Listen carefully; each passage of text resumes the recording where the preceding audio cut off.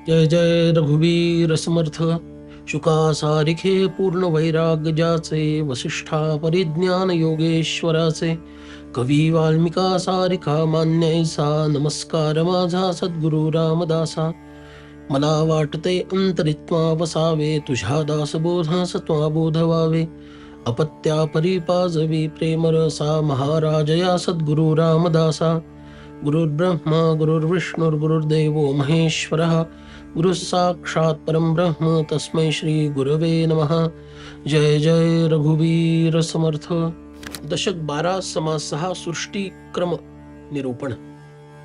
इथं समर्थांनी परब्रह्मापासून सृष्टी कशी उत्पन्न झाली त्याचं वर्णन थोडक्यात केलेलं आहे की जे ब्रह्म निर्मळ निश्चल आहे, शाश्वत आहे, ते विमल शुद्ध असं आकाशासारखं आहे.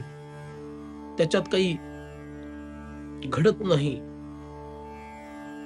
ज्याच्यात काही धारण करता येत नाही, जिथे जन्म नाही, मृत्यू नाही, ते जाणू शकत नाही. शून्याच्या पलीकडे असणारं, जे उत्पन्न होत नाही, नष्ट होत नाही, जे कुठून येत नाही, कुठं जात नाही, असं निरंजन म्हणजे सगळ्यांच्या पलीकडचं आणि दोषविरहित असणारं असं जे परब्रह्म आहे, तिथं एक संकल्प उत्पन्न झाला, त्याला षड्गुणेश्वर असं नाव मिळालं. त्यालाच अर्धनारी नटेश्वर असंही म्हणतात. आणि सर्वेश्वर, सर्वज्ञ, साक्षी, द्रष्टा, ज्ञानघन, परेश, परमात्मा, जगज्जीवन अशी सुद्धा त्याची नानाविध नावं, मूळ पुरुष हेही त्यालाच नाव दिलेलं आहे. त्यालाच पुन्हा मूळ माया आणि बहुगुणी अधोमुखी होऊन गुणक्षोभिणी स्थितीपर्यंत आलेली आधी गुणसाम्य अवस्था, नंतर गुणक्षोभ अवस्था, आणि तिथून मग 3 गुण वेगळे होऊन त्यापासून पुढं सृष्टीची निर्मिती होते. पण त्या आधी सत्वगुण प्रधान असणारी विष्णू ही देवता, त्याला जाणती कळा असं म्हटलं. आणि या सत्वगुणामध्ये पालनी शक्ती आहे, जगाचं पालन करण्याची शक्ती आहे. दुसरी आहे ते रजोगुणात्मक, ज्याच्यामध्ये जाणीव आणि नेणीव या दोघांचं मिश्रण आहे. अशी ही ब्रह्मा नावाची देवता, ती उत्पत्तीची देवता सांगितली. या देवतेनं 3 भुवन निर्माण केली, भुवनत्रय निर्माण केलं. पुढं तमोगुणात्मक असणारी रुद्र देवता, ही संहाराची देवता आहे, विनाशाची देवता आहे, आणि सगळं काही कर्तृत्व या देवतेकडे आहे. मग तिथून पंचमहाभूत झाली, मग ती स्पष्ट होत गेली. मग 8 प्रकार असणारी म्हणजे पंचमहाभूत आणि 3 गुण अशी अष्टधा प्रकृती, तिचं स्वरूप प्रकट झालं. पण मुळामध्येच ते तसं आहे. निश्चळामध्ये चंचल निर्माण झालं, यालाच आकाशात वायू निर्माण होणं असं म्हणतात. अशा प्रकारे पंचभूत आणि त्रिगुण हे अष्टधा रूपामध्ये प्रकट झाले. जसा आकाश सर्व व्यापक आहे, अंतरात्माही सर्व व्यापक आहे, म्हणून दोघांमध्ये साधर्म्य आहे. आणि ह्या दोघांचा महिमा तुम्ही जाणून घ्या. त्या आकाशापासूनच मग वायू झाला. त्या वायूच्या 2 झुळका, उष्ण आणि शीतल. शीतल जी झुळूक आहे त्याच्यातूनच तारा, हे ग्रहगोल जे शीतल दिसतात, चंद्रमा, हे उत्पन्न झाले. तर उष्ण झुळुकेपासूनच सूर्य, अग्नी, विद्युल्लता इत्यादी उत्पन्न झालेले आहेत. हे दोन्ही मिळून तेज आहे. या तेजापासून आप तत्व, जलतत्व निर्माण झालं, आणि ते जलतत्व पुढं आळून पृथ्वी तत्वामध्ये रूपांतरित झालं. त्याच्यातून अनेक औषधी निर्माण झाल्या. या औषधींचे रस, त्याच्यातून बीज रस, अन्न रस निर्माण झालं, आणि याच्यातून 84 लक्ष योनी धारण करणारी ही पृथ्वी उत्पन्न झाली. आणि हे सर्व काही त्या 84 लक्ष योनी या पृथ्वीवरती प्रकट झाल्या. अशी ही सृष्टी रचना पाहायला मिळते.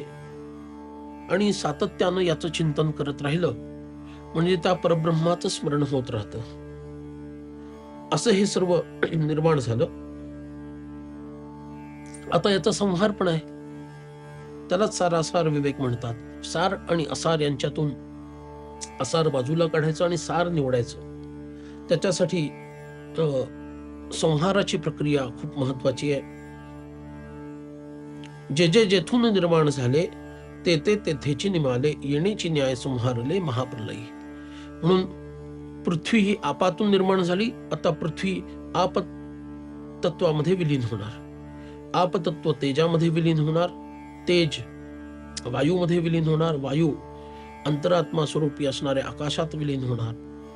आकाश अहम तत्वामध्ये विलीन होणार.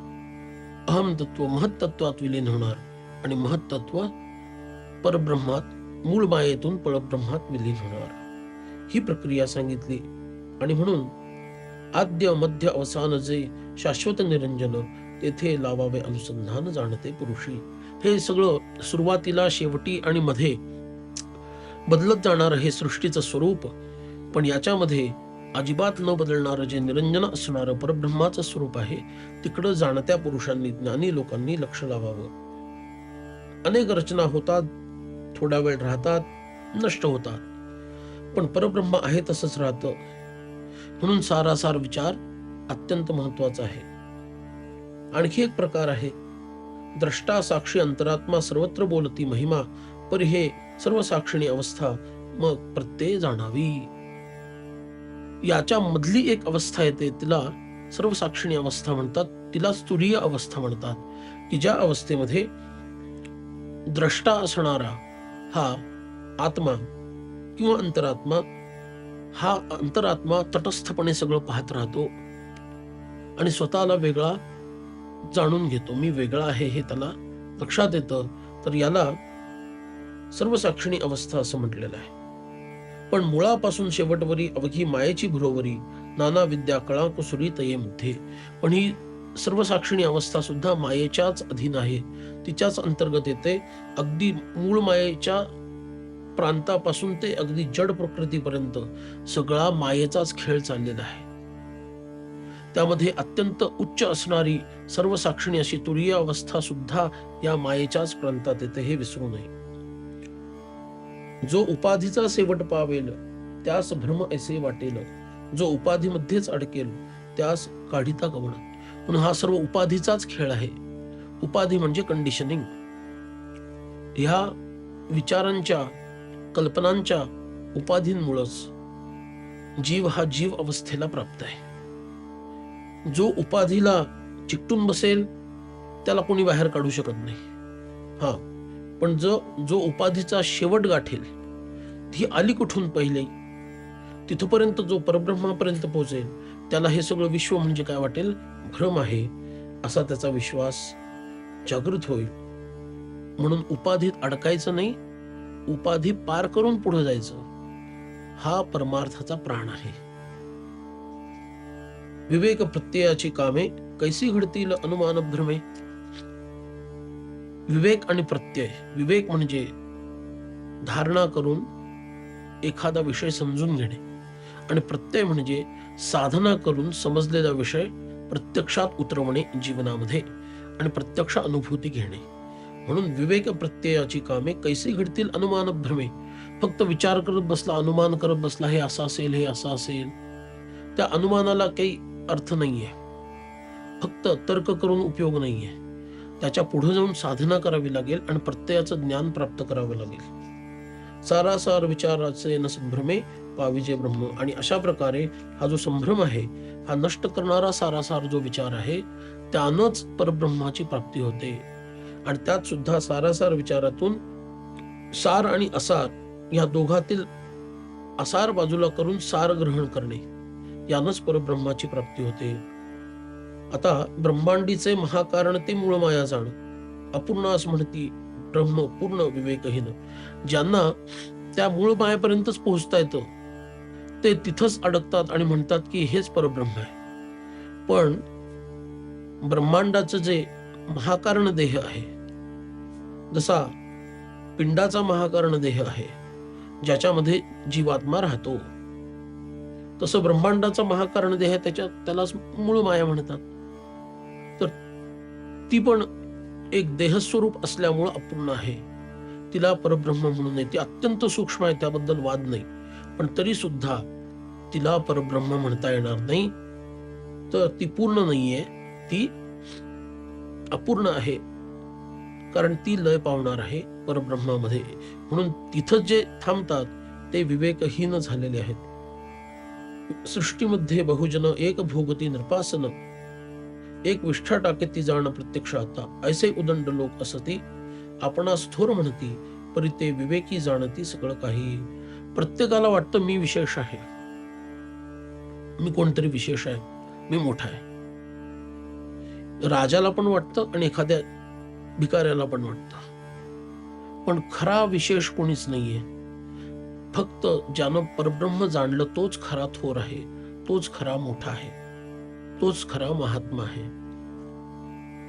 ऐसा आहे समाचार, कारण पाहिजे विचार. बहुतांच्या बोले हा संसार नासू नये. म्हणून अमका असं म्हणतो म्हणून असं करून पाहिलं, यानं असं म्हटलं म्हणून तसं करून पाहिलं. ह्या लोकांच्या बोलण्यावर विश्वास ठेवून बरेच लोक काही काही करत राहतात. त्यानं तुमच्या आयुष्याचं वाटोळं होईल. त्यापेक्षा एक सद्ग्रंथ घ्यावा, त्याचा अभ्यास करावा, तिथून पुढे जावं. त्यानं तुमच्या जीवनाला खरी गती येईल. पुस्तक ज्ञाने निश्चय धरणे, तरी गुरु कासे या करणे. या कारणे विवरणे आपुल्या प्रत्यय. पण ते पुस्तकाच्या ज्ञानाला सुद्धा मर्यादा आहे. त्यानं काही अंतर जाल, पण शेवटी गुरु हा करावाच लागेल. विशेष करून ज्ञानयोगासाठी गुरुची अपरिमित आवश्यकता आहे. कारण तुम्ही स्वतःच्या जोरावर समाधीपर्यंत जाऊ शकाल एक वेळ, पण तिथून त्या निर्विकल्पात परब्रह्मामध्ये तुमचा प्रवेश फक्त सद्गुरूंच्या कृपेनेच संभव आहे. म्हणून सद्गुरूंची कृपा प्राप्त करणं आवश्यक आहे. त्यासाठी त्यांच्याबद्दलचा शरणागत भाव निर्माण होणं गरजेचं आहे. जो बहुतांच्या बोले लागला, तो नेमस्तपणे जाणावा, नेमस्त जाणावा. बुडाला एक साहेब नसता, कोणाला मुशारा मागावा. एखाद्या मजुराकडे, एखाद्या व्यक्तीकडं त्याला त्याचा साहेबच त्याला माहिती नसेल आणि 4-5 लोकांना तो साहेब मानून बसला आणि काम तर केलं आणि म्हणतो मला आता माझा मोबदला द्या. तो म्हणतो मी नाही तुझा साहेब, तू तुझ्या साहेबाकडे जा. कुणाला मागणार तो? तसं अनेक लोकांनी अनेक गोष्टी सांगितल्या, हे केलं ते केलं ते केलं, परमार्थात काय झालं? काहीच नाही साधलं. एका दिशेनं जावं, एकाला प्रमाण मानावं, तो प्रमाण धरून पुढे जावं. मग तुम्ही त्याला म्हणू शकता की मी एवढं एवढं केलं, आता मला इथून पुढचा मार्ग दाखवा. पण तुम्ही थोडं इकडचं, थोडं तिकडचं, थोडं तिकडचं असं जर करत राहिलात तर त्याच्यातून लाभणार काहीच नाही. फक्त खूप परिश्रम केले असं तुमच्याकडून होईल, उपयोग शून्य. म्हणून समर्थांनी इथं या सृष्टी क्रमाचं निरूपण केलं आणि पुन्हा सारासार विवेक धारण करण्यासाठी प्रेरणा दिली. जय जय रघुवीर समर्थ.